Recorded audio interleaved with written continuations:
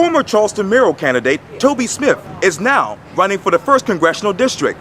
In this special edition of Quintin's Close-Ups, I speak exclusively with her one-on-one.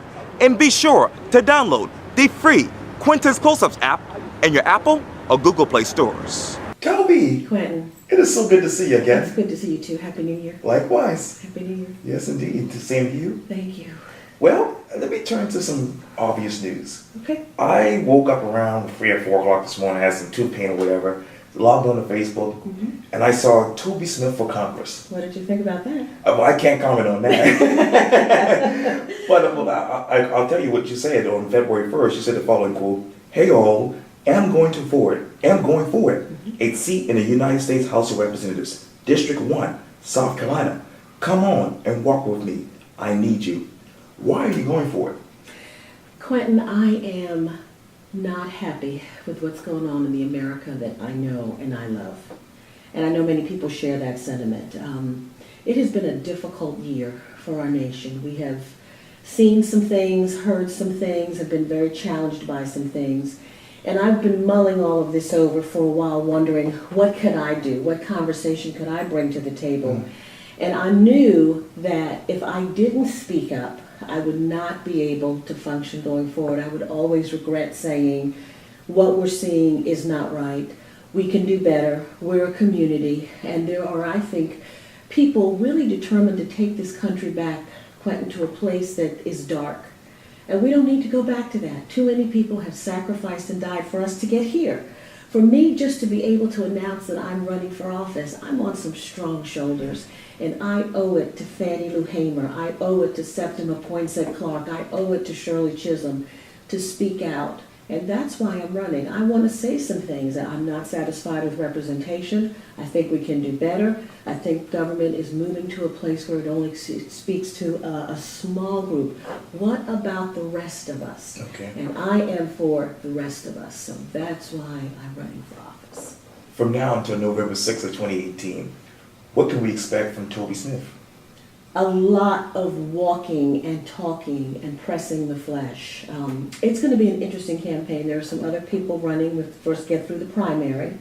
Great respect to all of them. My message is probably just a little more different, a little different with respect to those of us who are underserved, those of us who are not at the table. And I want to make sure, Quintin, that I meet the folks who are underserved, the folks who are not at the table, the folks who think it doesn't matter what politicians say. It does matter what politicians say.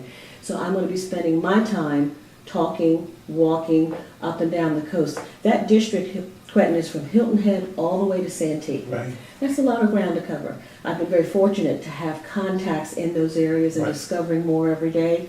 So I'll be here, I'll be there, walking and talking to as many people as possible. Can you expand on that message that you want to deliver to those people of 1st District? I want to tell the people in the 1st District that you may be doing well. And then if you look at the district, let me back up, a lot of retired folks who come to the South, who have put their time in. They've done their dues. But there are a number of other people kind of sandwiched in between, the seasonal worker, who won't have those long-term retirement benefits. There are people who can't even get back and forth unless there's a special bus to take them to a fancy hotel where they may work for less money than they should be making. I need to find those people too, Quintin. They have a stake in this as well. The other thing that I want to tell people on the coast is we still have some really miserable schools. What is going on? Why can't all of our kids have schools that are well and functioning? That's a big deal. That's close to my heart. I want to talk to the 1st District about how we're going to move forward as a community. The upsurge in racism and sexism, it is dividing us even more than we were divided before. And I've never had a problem talking about the impact of race. I want to take that message that we are a community, regardless of where you are on the economic scale. So that's something that's important to me. And those are pieces that they're not going to be said. They're not going to be said because the current representation is, I've got mine and we don't want the government involved in what we've got. And it's the House Freedom Caucus. It's that mentality. It's the ideal that the government should have nothing to do really with any of our issues. And I know the government can't fix it all. It rests on us. But that starts with community, Quintin. And that's what I want to work on. You talked about the coast. Obviously, there's a big debate right now about offshore drilling. On both sides, everyone's saying no. I don't support it. Let me just put that out right there right now. Our coast is fragile. And this came up 3 years ago in the mayoral campaign. Right. And someone approached me and said, you know, those jobs would be so plentiful. People would make so much money, but I'm old enough to remember Exxon Valdez. And I cannot support, one little accident would impact all of us. So we need to protect the coast. And describe to me the following one word, the opioid crisis. It's devastating. And if I can expound, Quintin, Please. it's devastating, but we've been here before. There was a crisis before, the crack cocaine crisis before. I was in D.C., I remember that. In the late 60s, there was a drug crisis of epic proportions. Back in the day, we said heroin. It wasn't heroin like it is today. And Quintin, I remember James Brown, you may be a little too young for this, singing King Heroin about the dangers of drugs then. Yeah. What was different is that at that time, Quintin, the policy point of view was put those people in jail. There's nothing that can be done for them. Now that it's a different group of people in trouble, we are all rushing to open up healthcare centers. What if we had done that to begin with? Maybe we wouldn't be here. So the policy cry for one was different for the other. And I have to say that hurts. But we need to address it because whole communities are being wiped out. And that's another area we can come back and say, listen, we've been through this before. Maybe we can do something together this time. And you talk about communities. Another issue that is right now is about DACA. Yes. Where are you on that discussion? Deferred action, huh? You know, I think about these young people, Quintin, they're our neighbors. They go to school with us. They're in elementary school with my little ones. I hurt for the fear that's in their heart, and we have to address that. Protect our dreamers. Protect our dreamers. I think that's important. I do see the problem that we need comprehensive immigration control. I get it. But the truth is, Quintin, we have kicked that can down the road for so long, I don't think anybody really knows how to start or where to start or how to make it viable. It's going to take a while, but from where I sit, these folks are our neighbors. They're the people who serve us in restaurants, who go to school with us, who walk beside us. We've got to take action, and I can't see the America I know deporting people en masse. I don't see that. That's not who we are. Now, we've heard this on the cable news recently about a so-called looming government shutdown. Yeah. February 8th, I think, is the deadline. Right. I am encouraged that there is now a bipartisan deal, Senator McCain, Senator Coons. Right. So if that can get us a little bit further, then let's talk. Shutting down the government is a big deal. I used to be a federal government employee. Right. It's a big deal, Quintin. And the fact of the matter is, once you shut it down, you've got to start back up again, and the problem is still there. So I understand sometimes you have to play tough. I try to process all that, but I would prefer that we not have to shut the government down. I think we can work it out. I think we can talk about it. I think we can get to the point where I may have to give a little, you may have to give a little, but we can go forward. I think that's where we should be. There's a danger in being too dogmatic about things that you can't even work with the person across the aisle anymore. And I think we're there. I think we've seen it. The gridlock.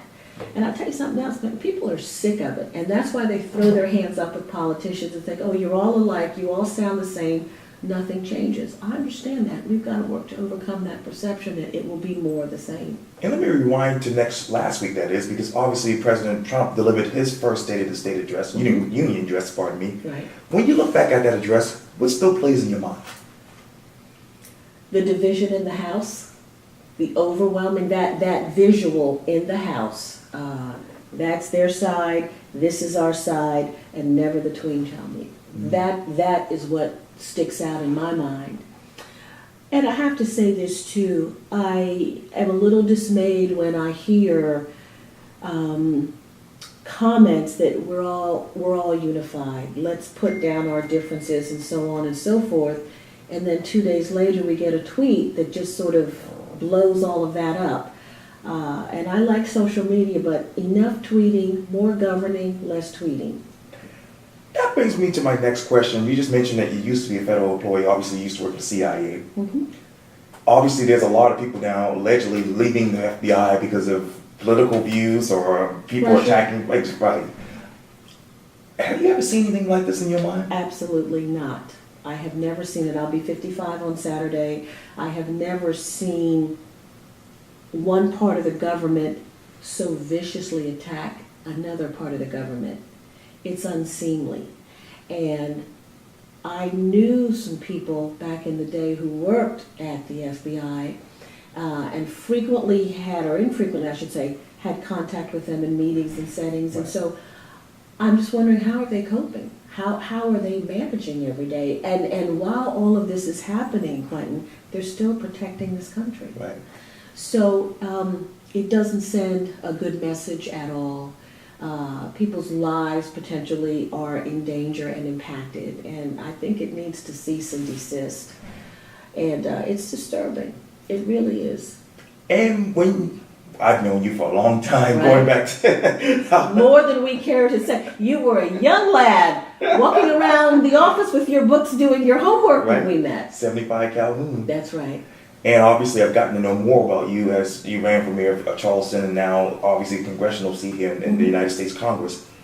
But when you take off your political hat, what message do you want to send to people about Toby Smith? That Toby Smith is a hard worker. She loves people. If there's anything that she can do to help you, she will. That she has a track record of service in the community, Sure. going back a long way. That if she is able to bring others along, that's important. That she wanted other women to see that they can run for office and be successful. And that she lived her life, Quintin, in such a way that when she leaves this earth, some part of it will be a little bit better because she was here. I really believe in service. I really, really do. And I want people to know that their voice matters. Their voice matters, their votes matter, and together it impacts our future collectively, regardless of where we are on the political spectrum. So I want them to know that Toby Smith cares about that, and she is willing to work hard for everybody. Toby Smith, thank you so much for your time. I really, really appreciate this. Quintin, it's good to see you. Likewise. I'm happy for all the good things that have come your way too, my friend. Thank you Well greatly. deserved. Thank you. Thank you.